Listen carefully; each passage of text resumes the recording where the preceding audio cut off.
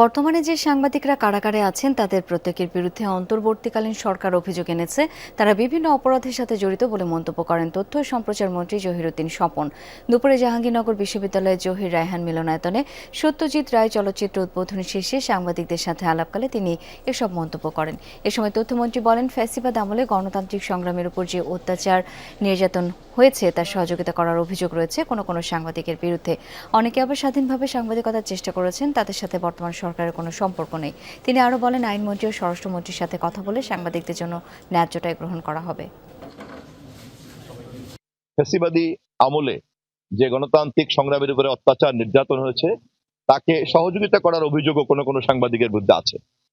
আবার অনেক সাংবাদিকরা স্বাধীনভাবে সাংবাদিকতা করতে চেষ্টা করেছেন। তবে কাজের সঙ্গে যেহেতু আমাদের এই সরকারের কোনো সম্পর্ক নাই, সেই কারণে আমি আইনমন্ত্রী এবং স্বরাষ্ট্রমন্ত্রী মহোদয়ের সঙ্গে কথা বলে সাংবাদিকদের জন্য যেটা ন্যায্য সেটার ব্যবস্থা আমরা গ্রহণ করব।